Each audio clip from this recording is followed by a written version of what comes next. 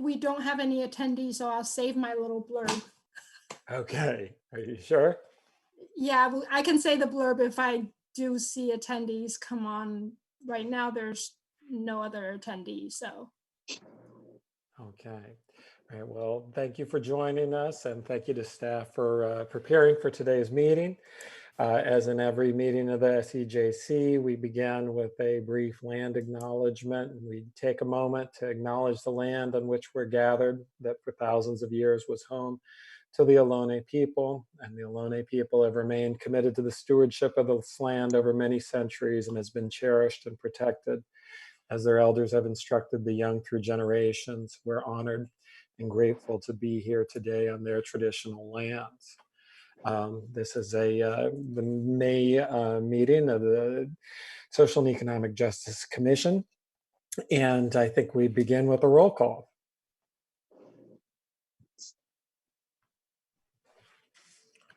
Commissioner Gary? Here. Commissioner Grossman is not here. Commissioner Kerr? Here. Commissioner Marks? Here. Chair Downs? Here. All right. Thank you all. So our first order of business is the approval of our meetings from the March meetings, approval of our minutes from the March meeting, since we did not have a April meeting because of closures and shelter in place. Does anyone have any comments on the minutes from the March meeting? Shall I call Commissioner Marks? Okay, I would move to approve the minutes from the March meeting. Is there a second? I'll second. Okay, I think that's a second from Commissioner Kerr. Any further discussion?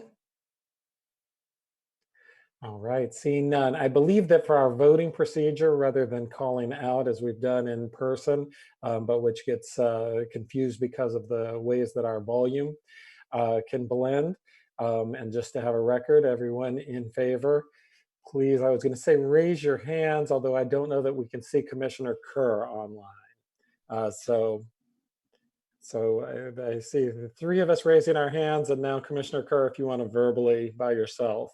Or now we see you. Okay. I think we saw all four hands. Is that good, Isabel and Sid? Okay, so the minutes have been approved. The next section of our agenda is public comment, and here we ask for persons desiring to address the commission on an item not on the agenda. To note that each speaker is limited to 3 minutes of time, and the Brown Act limits the commission's ability to take and or discuss items that are not on the agenda. Therefore, such items are normally referred to staff for comment or to a future agenda. I don't believe we have any members of the public signed in, so I don't believe at this point we have public comment. Okay, all right, staff announcements and then commission member announcements. Looks like no staff announcements from Sid and Isabel. No staff announcement. No staff announcements. Okay, thank you. We're pleased to have Commissioner Kerr back with us, you know, in person, to the degree that we're all here in person, and at her return. Commission member announcements. Yeah, Greg, I appreciate the welcome back, and I just wanted to clarify my preference. I think I missed the opportunity to share with the commission my preference for subcommittee assignment in previous meetings, and I'd like to take this opportunity, there being no agenda items further that will allow it, but I'd like to take this opportunity to just let you all know that I would be happy to continue with the housing subcommittee, which would perhaps open the discussion for other commission members with regard to their preference for subcommittee assignments. So I would like to continue to work with whichever commissioners are assigned to the housing subcommittee with that aspect of the work plan. Thank you, Judy. I think for the time being, you know, when we hopefully return to regular order and regular meetings, If you and Commissioner Grossman, for the time being, have any updates on housing, and then we can, decide at a future meeting if we need to officially constitute it. And Commissioner Marks, I think you and/or Commissioner Grossman could handle any future updates on aging in place. And Commissioner Gary and I will continue to function as the inclusivity subcommittee. And then we'll revisit those when we get to meet again, if that's acceptable to everyone. Great. Other commission member announcements. All right. Seeing none. Next agenda item is presentations. And I'm not sure that we have any presentations, but I didn't want to mess up the agenda. No, Okay. there are no presentations. All right. If it's on the agenda, I'm going to, okay. So the key purpose for our meeting is in the next agenda item number 6 on discussion and possible actions on matters related to the sugar sweetened beverage tax. That, as we know from our last meetings, we had discussed possibilities for a recommendation on the sugar sweetened beverage tax revenue to present at the council study session, which is now scheduled for May 18th, 2020. And that we have in our materials the recommendations that we made last year, as well as the ordinance and the allocations that council selected last year. We had preliminary discussion in hopes that we would make a decision at the April meeting, but of course there was no April meeting to be had. And so now if we wish to make a recommendation to council, this is our meeting to do so. So let's throw it up for, I still don't see any public, so I think we can go directly to commissioner comments. So we had talked about different paradigms last time of whether we wanted, like last year, to try and allocate specific sums of money to particular programs that we wanted to emphasize, if we wanted to try and make a guess at the available budget, or if we wanted simply to highlight our own goals and priorities in hopes that that gains the attention of council and gets it included in council's recommendations. As we know from last year, council did not pick any of our recommendations. So we should be strategic about how we want to try and have an impact on the process. I see Commissioner Marks. Yes, thank you. In the staff report, it says, and I'm looking at the first page under discussion, it says the recommendation should be based on typical and normal uses of tax proceeds, not to be specific to the COVID-19 pandemic and associated shelter-in-place order, with the understanding that the committing and spending the funds may be delayed. So with that, I mean, I wanted to make a couple of suggestions that have to do with the COVID and the shelter in place. One of them is hand washing stations, and another one is masks. The city providing masks to every senior, or as many. I mean, I have this little experiment I'm running at my house with masks, which I could tell you about. But like on Sunday, people took 15 of them. I just have them out on my fence, and people are taking them every single day. And so it's a need that's there. And there's so many different masks out there, and some of them are terrible. I was going to say a bad word. But some of them are not, worth what they're, the paper that they're made out of or whatever. And I think we're going to be wearing masks for a long time. And I think, it would be good to get all of our citizens outfitted with the proper mask that they're going to need for probably the next year or two. And because it's going to be so long, I think we need to look at masks that can be washed and sustained.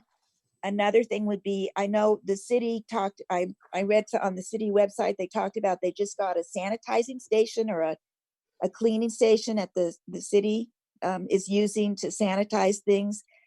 Maybe we need another one of those. But okay, so are we limited to not doing anything about the SIP or COVID?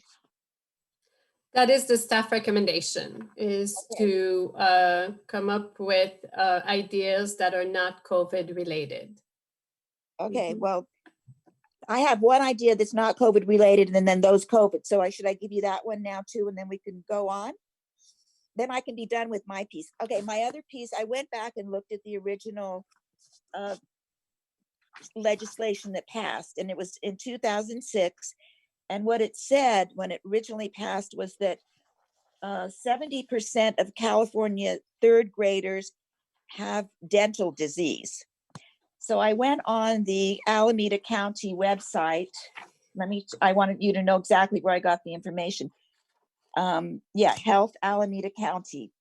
And what it said that in the latest information they have is 2015, only 29.4% of all elementary school children in Alameda County have had a visit to a dentist in the last 12 months. That's the latest information they have. So if we're going to do it the non-COVID thing, I think we should do something about helping elementary school children with some kind of dental help. So those are my ideas, and now you can all do whatever. I'm finished. Thank you. Thank you, Margie. Other thoughts?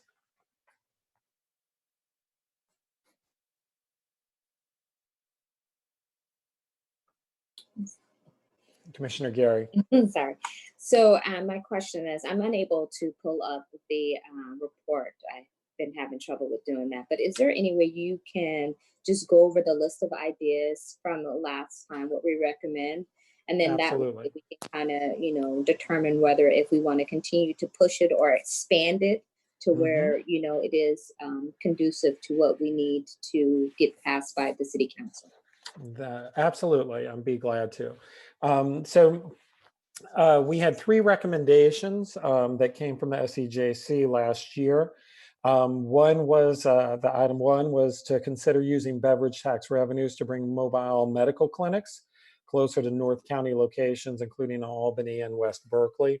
And so that was a aim of bringing those clinics, especially in places where they could be accessible to unhoused persons, and a projected cost of $40,000 a year. If I remember, at least 1 or 2 of these were from Commissioner Kerr. So when I get through the 3 of them, she may want to weigh in, or Commissioner Marks. Then a second was, this relates to what Margie was just talking about, use of beverage tax revenues to bring mobile dental clinics to Albany 1 or 2 times yearly to provide dental health screening for economically disadvantaged children living in Albany or attending Albany schools, and using established school or youth programs as a delivery point. And so there was an estimation there of a cost of $60,000 a year, and through the recreation services in coordination with AUSD as needed. And then the third was to establish a monthly wellness clinic at the senior center for health screenings by mid-level provider, and fund case management services directed to at-risk Albany seniors. Again, to bring mobile podiatry, and also as part of that, additional to consider using revenues to bring mobile podiatry clinics to Albany, and again, an estimate of $60,000 a year, and that also through recreation services in the senior center. So those were the 3 that we voted on. I think I see Margie. If you want to jump back in, Margie. I just wanted to state that the city didn't use soda tax funds to get the podiatrist, but they did use city funds, and we're providing, I think, twice a month podiatry care at the senior center. So that was a win. So we didn't get it out of soda tax, but it was something the city is now providing. That's wonderful. Thank you for that. Any other thoughts on our recommendations from last year?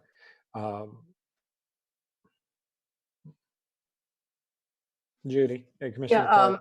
I have been giving a good deal of thought to this, and a fair amount of thought to the idea that we should disregard the reality that we're in. I think that the city and the state and the county are all going to be in significant budget shortfalls in the next 12 months. So while I understand and respect the desires to sort of keep this out of the COVID discussion, I think it would be unwise of us to not actually recognize where we are. With that, I think Margie's point is very well taken, that we don't need to think about podiatry services because that had been provided previously. And the other two recommendations in terms of programming for the city in terms of expansion, to my mind, are expansive, and we're not in an expansive mode. What I would like to suggest at this point is that we designate our support for continuation of the crossing guard program as a portion, but not the entirety of the sugar sweetened beverage tax revenues. And with the remainder, we look at the food support programs and hunger issues within the city. I think that the programming that we have through the programs at the senior center for Meals on Wheels and the programs that are provided at the senior center are crucial programs, and I would like us to designate sugar sweetened beverage tax to support that, assuming that there will be revenue shortfalls in other taxes. And I suspect that our revenues for the sugar sweetened beverage tax will also decrease. But in terms of prioritizing, I think food is crucial, and we should just stay with that as a primary focus. Commissioner Gary. I'm in agreement with Judy. I guess my question is there any way with the food program we can incorporate the youth? I know when, not trying to incorporate COVID, but the school district was giving food out to our students. So can we incorporate a program or start a program where we can, include our youth here in the city?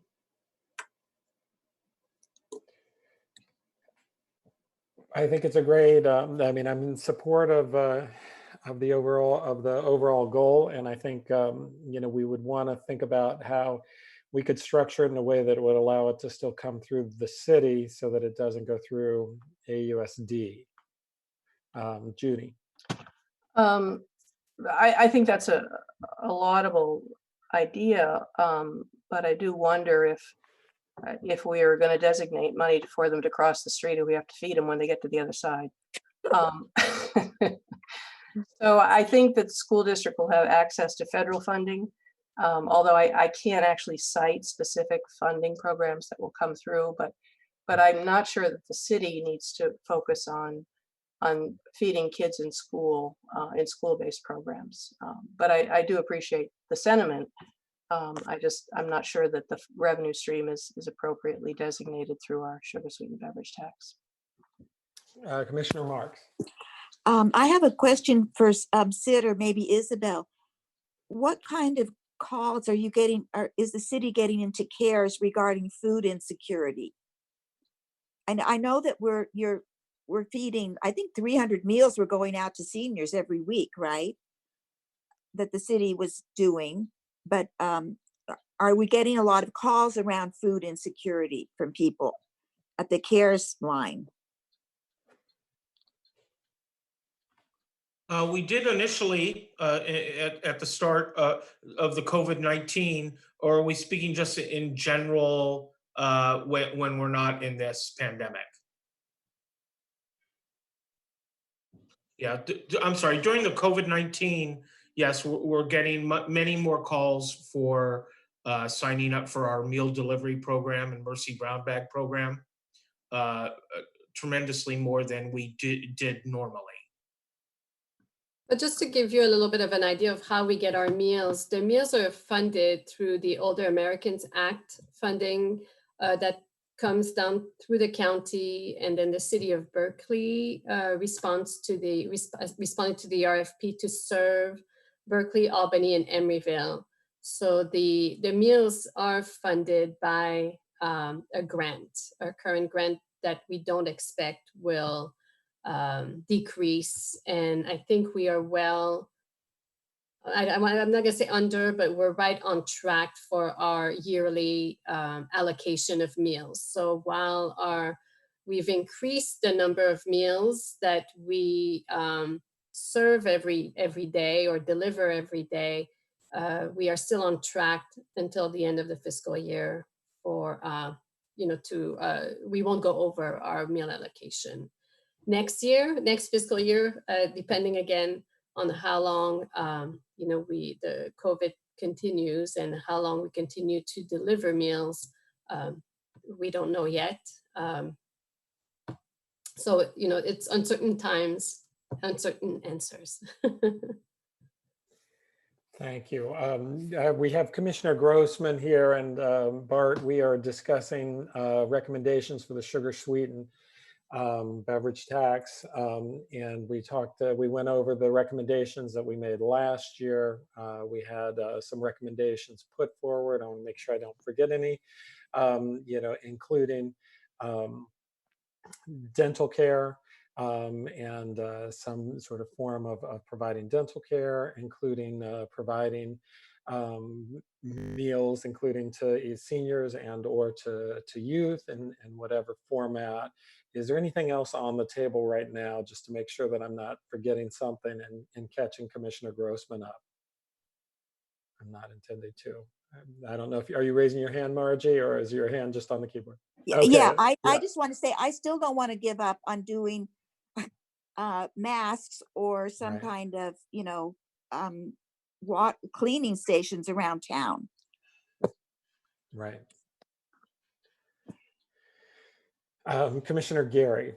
So we, and then excuse me, we Commissioner currently Grossman. have exercise programs as well. I think we were giving free exercise program.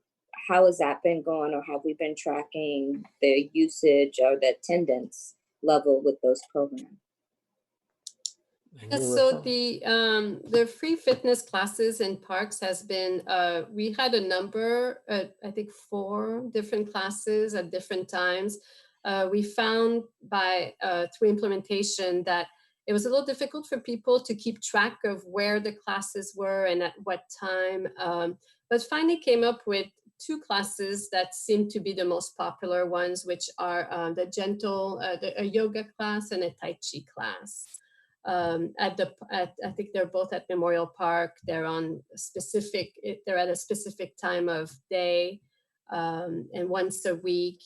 And those, I think, have been the most popular and most successful at reaching a number of people in the community. We are actually implementing those classes again virtually starting this month. So we'll see how they go. Commissioner Grossman. Yeah, sorry I'm late. I couldn't find the code and Jeremy sent it to me again, so thank you. If we're talking about funds that can be moved immediately, if this is going to be quick action, I have a particular concern about kids who may not be turning up for in online school because they don't have appropriate equipment. And I don't know how much of that you're seeing or whether you're liaisoning with the schools, but I know a lot of kids haven't got the right equipment to be able to participate. And I'm wondering if the schools are tracking kids and families in the community that they haven't had contact with, and whether we can do anything to assist those families. Many people have lost employment. Undocumented people are not eligible for any of the assistance that's available. So I'm wondering whether we can do any outreach in the community to families that are in need right now, and particularly the kids that aren't able to participate. It's actually rather dangerous right now because in terms of child abuse and neglect and things of that sort, nobody really has their eyes on kids in the community right now. The teachers aren't seeing kids firsthand. Kids aren't going to the pediatricians. They're basically nobody's watching at this point. So I'm very concerned about what's happening to families, to particularly low-income families in Albany right now, and whether there's any way we can be of assistance.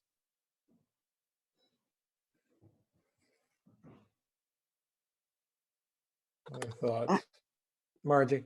Well, I don't know if the soda tax would be the appropriate way to go about solving the lack of internet access. You know, I think it's a universal problem that's going on in every city that has low income people, right? I mean, my husband teaches ESL to adults in Richmond, and most of his students don't have a computer. So it's a problem. It's a problem everywhere, but I don't know that it's something we could do with soda tax money, you know, to go out and identify those people and then do whatever needed to be done. I don't know. I don't mean to be Debbie Downer, but that's just my feeling.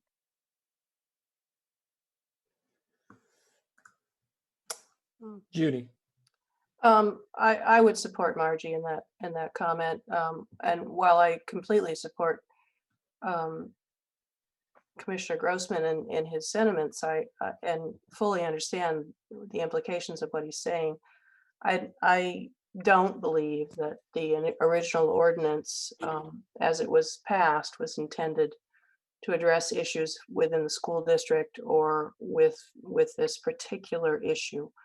I'd like to sort of focus on issues that are, while they are COVID related, because I think it's a mistake to step away from the notion that we're not in a COVID period, that we can at least sort of focus on topics that are related to sugar sweetened beverage and the implication. So I think that in my mind, the balance is continuing to support the crossing guard program, which I think there will be a lot of community support for. And I think we should get in line behind that with limited percentages of the revenues dedicated to that specific program, because I don't think our youth were intended to be the sole recipients of the revenues of this tax.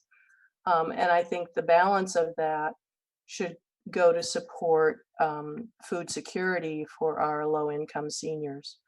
And while I understand what Isabel has said in terms of the funding source, I suspect that there may be revenue shortfalls in that funding source, that we could hold this fund in abeyance and continue to support the programming locally.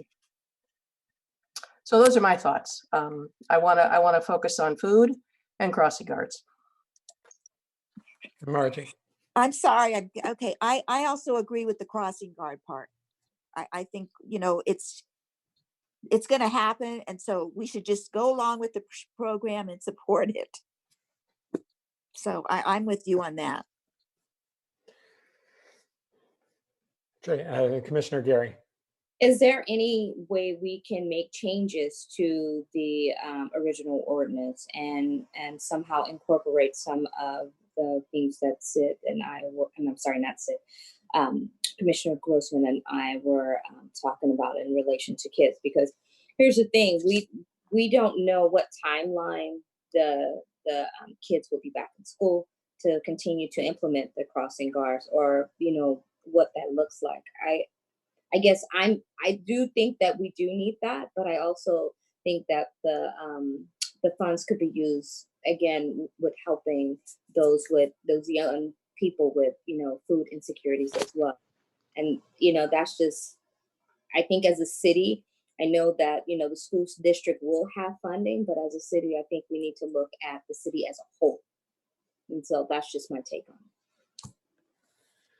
Yeah. So I mean, I think in the context of between now and May 18th, when the council vote on this, you know, we're not going to, you know, be able to get any changes in ordinance. I think obviously we could study it for down the road, you know, and also make a recommendation for the May 18th meeting. Would be my sense of what we can do today versus what, you know, we could consider looking at for down the road. Margie. I just want to ask one other question. When you brought up, Commissioner Gary, about the crossing guards, I'm wondering, is that company still paying the crossing guards? Some companies are still paying employees, you know, especially publicly funded. So, I mean, those people are frontline, you know, workers, and I hope that they're being paid. So I think even though they're not doing their job, I hope that they're getting some kind of income right now. So I think that we shouldn't discount that because the schools aren't operating right now. Maybe the employees are still getting paid that are doing the crossing guard. That was their job. Just FYI. Does anyone happen to know? I don't. If the company being paid for crossing guards is paying them.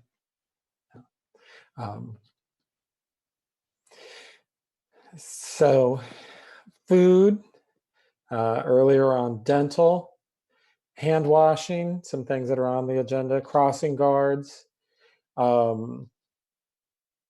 Anything else that we want to put on the agenda and then start to think about how we would, obviously they're all, meaningful goals, but then start thinking about how and in what way we want to prioritize our recommendations to council and what would look like an actionable recommendation on our part. Margie. I'll give up my masks and cleaning station. Oh, I'm sorry. I did not mean to It's drop okay. that. It's okay. I'll give it up. Nobody else is on board, and I'm okay with that.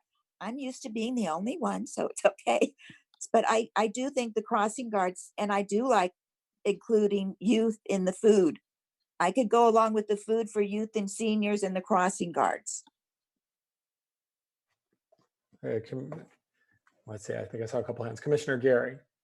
Have we thought about any initiatives for, prevention of diabetes and chronic disease? Right. When you're drinking sugary beverages, most of that, can cause diabetes. Have we thought of any programs that can support that, especially in our senior community, as well as, some of our residents here in Albany?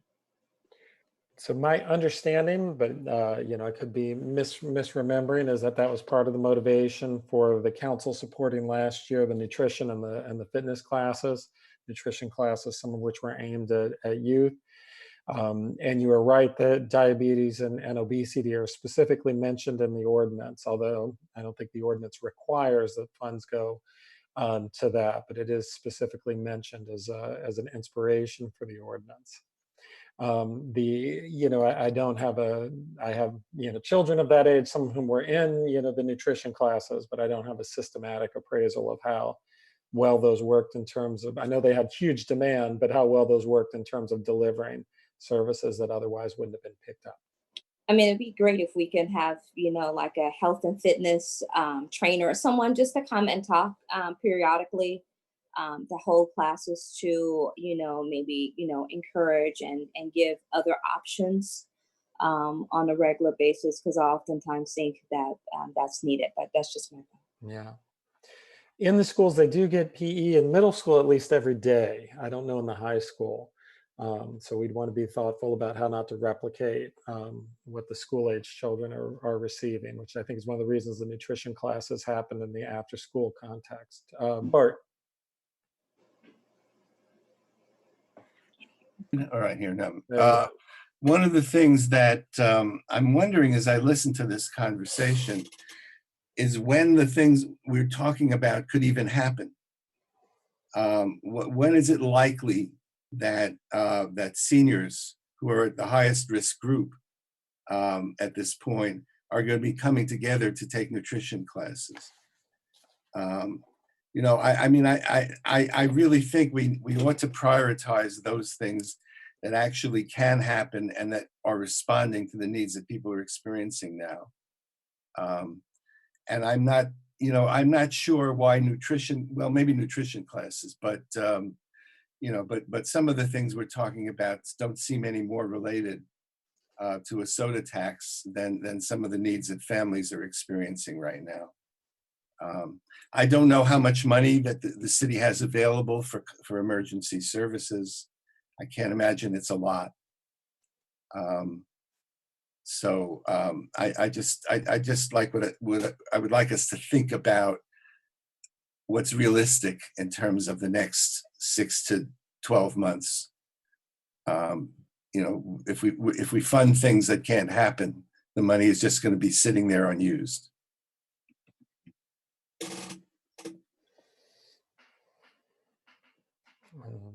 Certainly, there's, I think, a lot of uncertainty from friends in the dental profession about when they're going to be allowed to do screenings again. Hopefully not a 12-month gap, but it's certainly, they expect it to be a while before routine dental work is fully approved. Margie.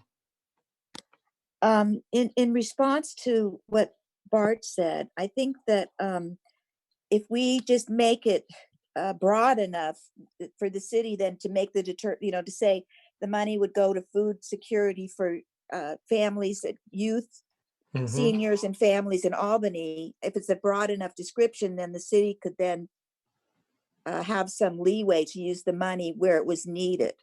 Okay, so I'm hearing, a kind of range of ways of expressing a desire to provide direct material services to people through food, potentially aiming at both seniors as a group at great risk of going outside, and then families as people who are likely to include people who are in particular economic strain and stress.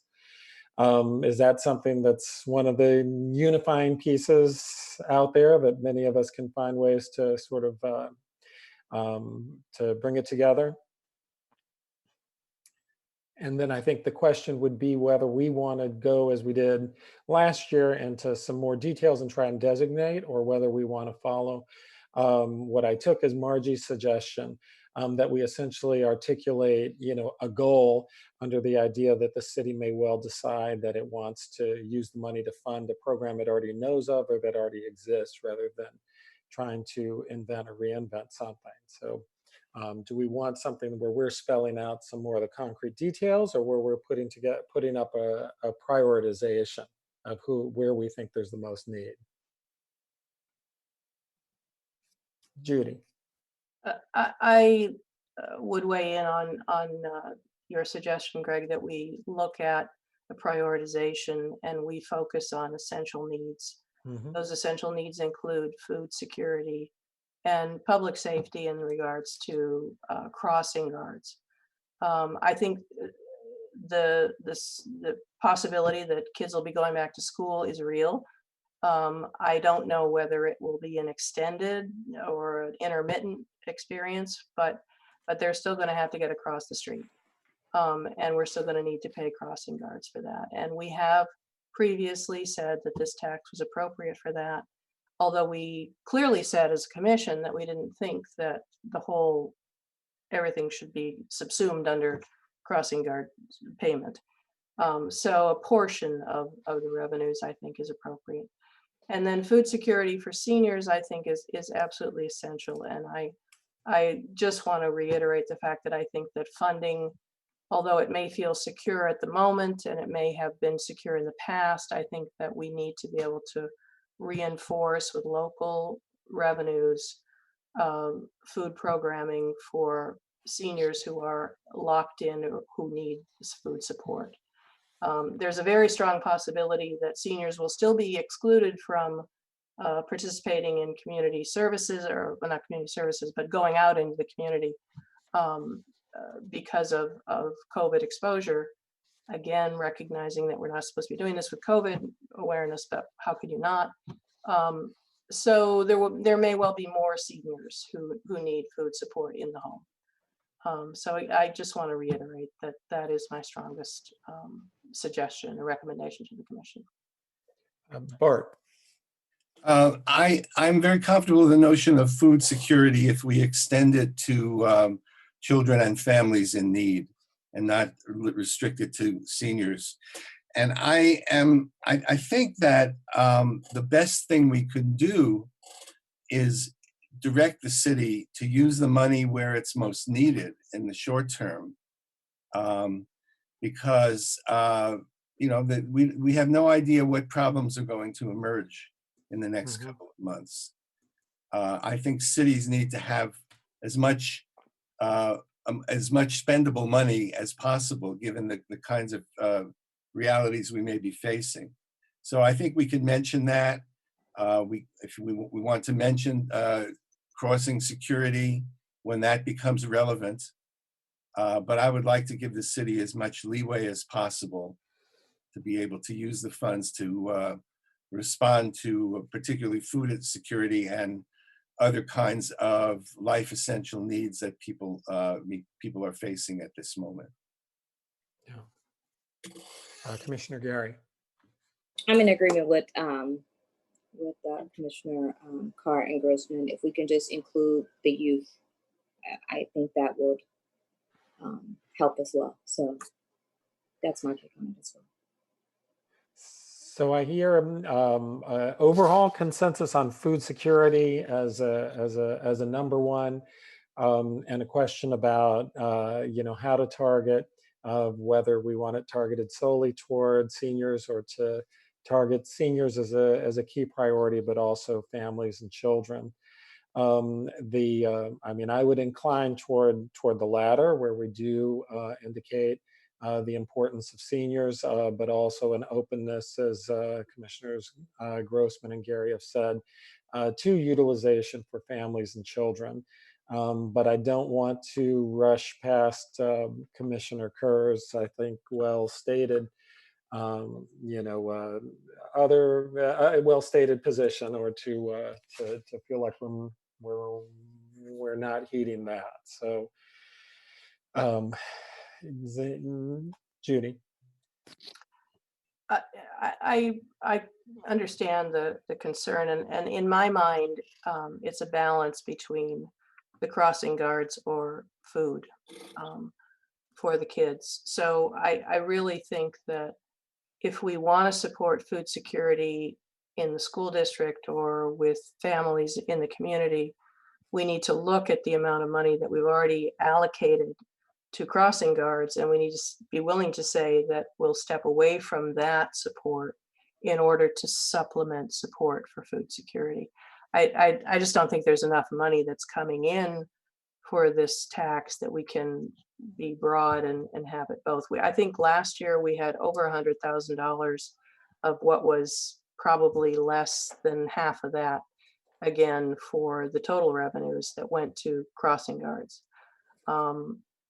Those numbers aren't precise in my mind, but we can't do it all, and I think we should either prioritize or choose one over the other.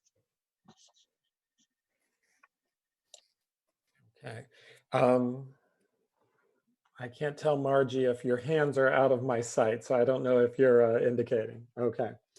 I certainly, oh yeah, go ahead, Margie. Just one thing, the cost of the crossing guards has been consistently $130,000 a year for like the last 3 years, I think. That would buy a lot of food for families.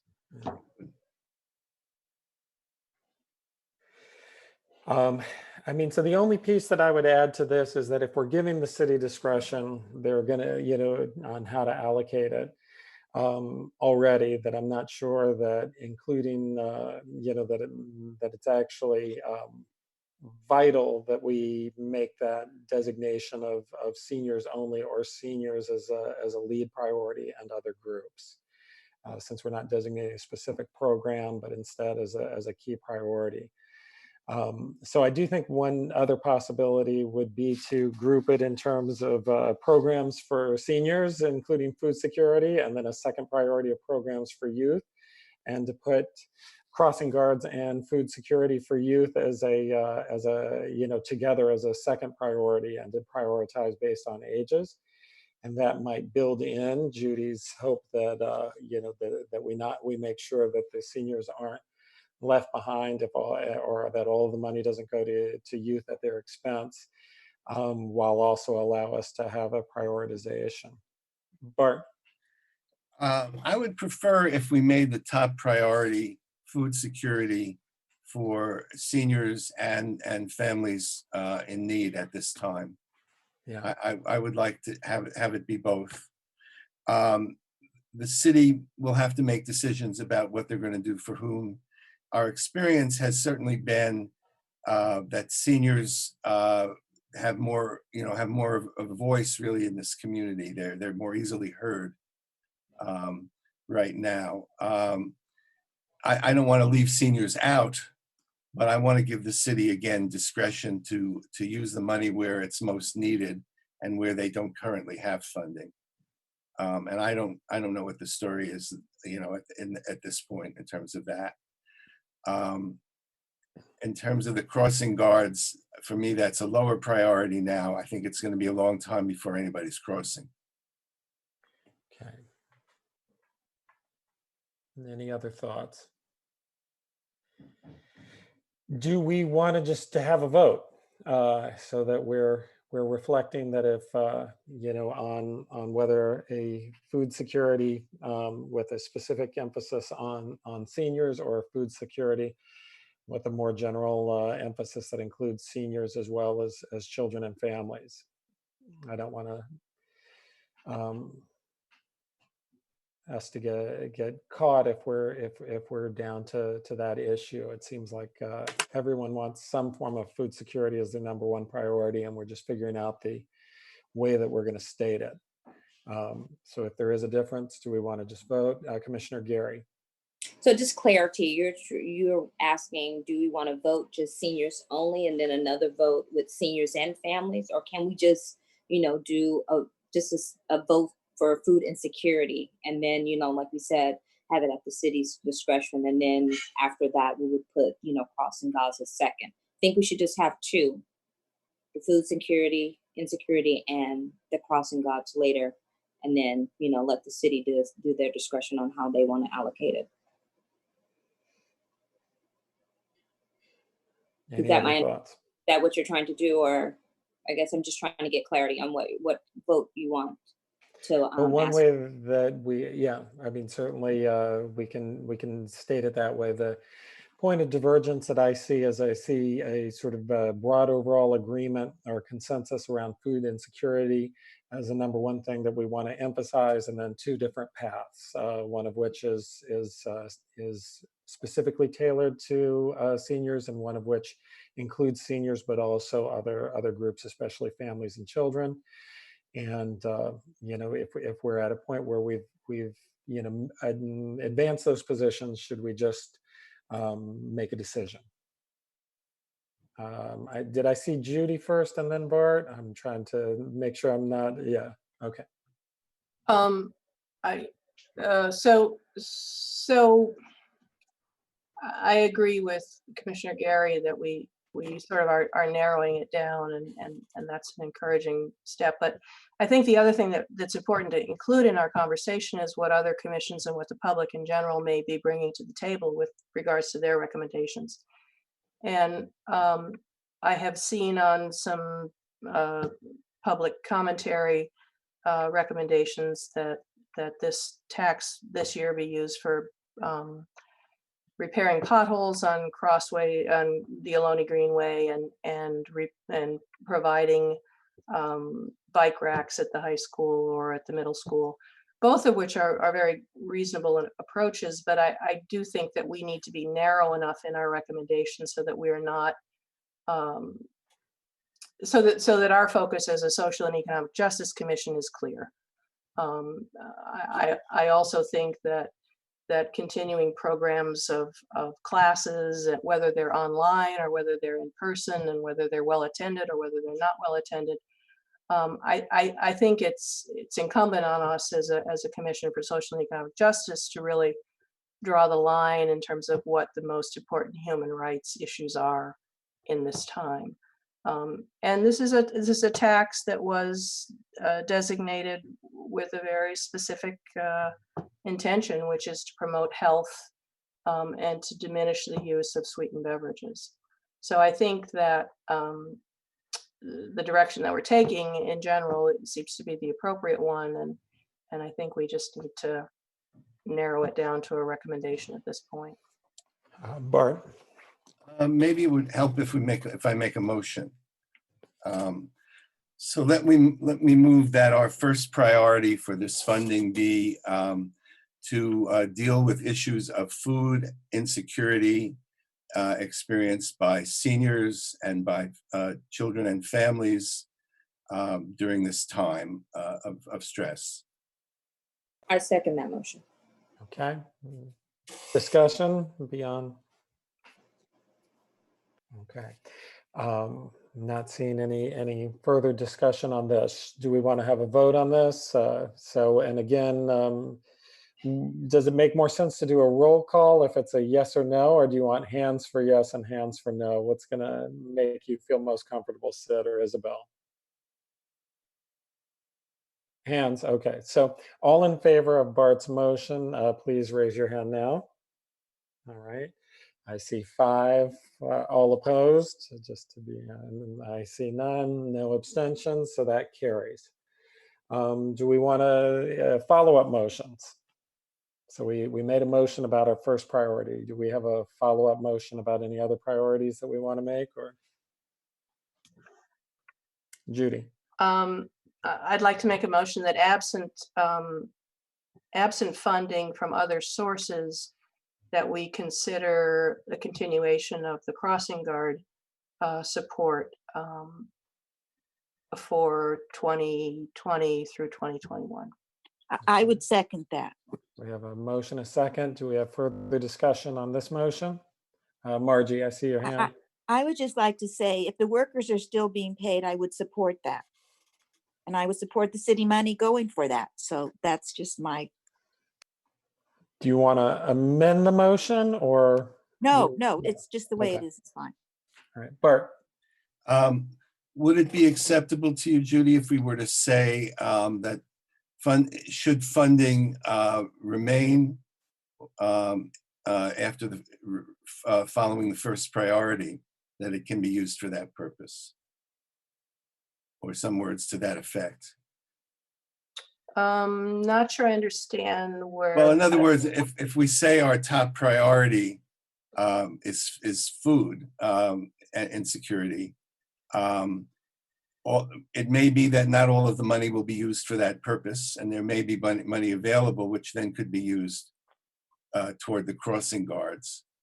Or it may be that all that money will be used up feeding people. I have no idea at this point the size of the need in this community.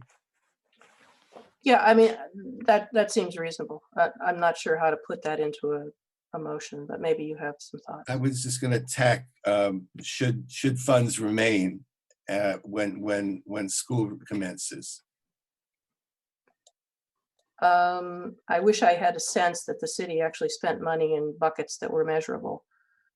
So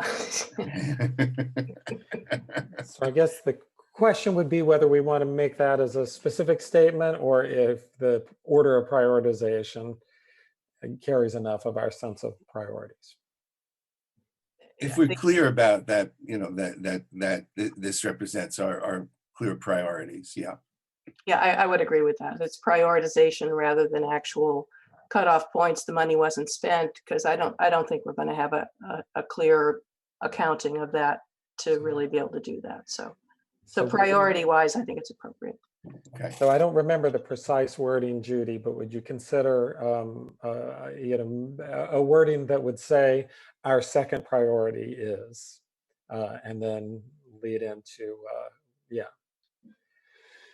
So can we consider that a friendly amendment? And so our second priority is funding of crossing guards should revenue not be available from other sources. And does that remain still a friendly motion? So that remains on the table. Any further discussion? All right, should we go ahead and vote? All in favor of that as a motion, raise your hands. Okay, all opposed? I don't see any. There are no abstentions, so that carries. Any additional motions? It's basically a question, we want to stop at 2, or do we want to add a third?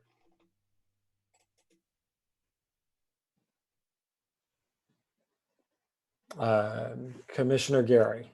I think 2 would suffice at this time. I mean, based on the state of the country and the city, we should just focus on those right now. And then maybe later, if, we want to discuss it at a later time as we learn more about what's going to happen with us, getting back to somewhat what is normal, we can go from there. But I think these 2 recommendations would be good.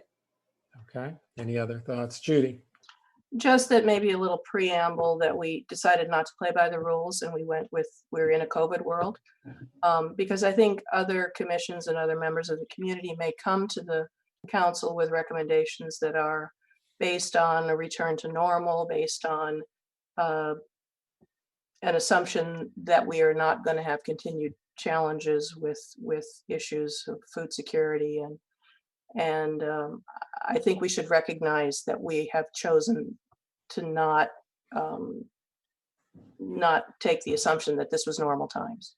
Okay, so some kind of preamble, something like believing that that the spillover effects of the COVID-19 crisis will continue to impact food distribution and food availability or poverty or something along those lines. Yeah, the We budgetary have decided. the budgetary impacts of the downturn of the economy. Yeah. We don't have to call it COVID, but Okay. it's the economic reality of where we're going. Okay, so something like, given the ongoing economic reality, we decided, and the likelihood of ongoing crises in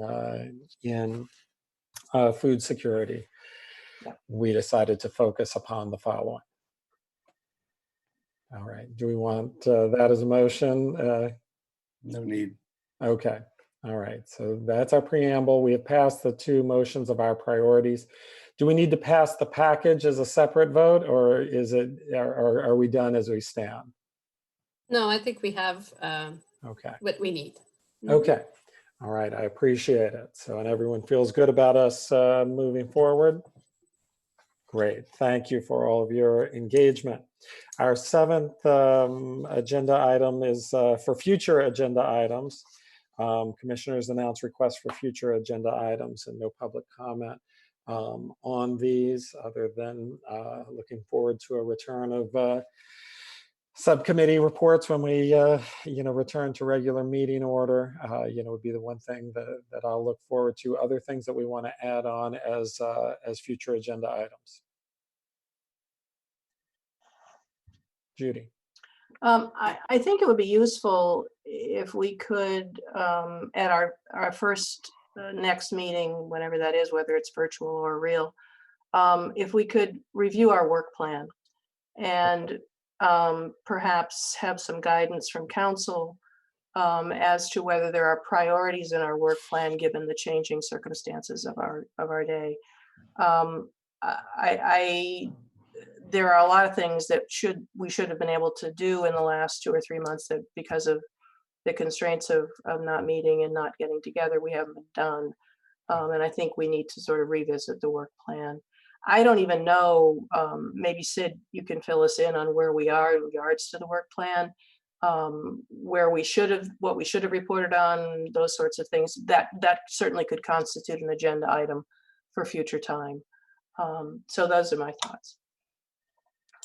Thank you. Commissioner Grossman. Commissioner Gary mentioned last time the needs of youth. And certainly those needs are probably even more pronounced now. I think that we ought to begin to think about how we might learn about what kinds of problems youth are running into this in the community, and how we might begin to address those as a commission. I'm mindful that they're not on the work plan now. I don't think we can ask the council to add them until we've done a little bit of background work to get a sense of how to focus. Okay. So I'd like to see us talk about that a little bit. So investigate role of SEJC in addressing unmet needs of youth in a way that would allow us to formulate a proposal to expand the work plan. Is that in the ballpark? Right. That's good. Any others? Okay. Right. Well, I appreciate you all's time. I appreciate staff and working with us in this extraordinary time, and appreciate all the work of staff in keeping the city functioning. And something I never say as a historian is I always say, well, things are not as unprecedented as we think, but this is pretty unprecedented. And I appreciate the work of staff in keeping it going in many ways, including direct provision of services to people in need. And appreciate the assistance of staff and tech support in making this meeting happen. So, smoothly thus far. So look forward to being able to return to regular meetings in regular order, but appreciate everyone's work in pulling this off. And look forward to anyone's contributions at council meeting on May 18th. We don't have our next meeting of SEJC yet, but we'll hope to see you again in person or virtually. With that, I think we're adjourned. Thank you.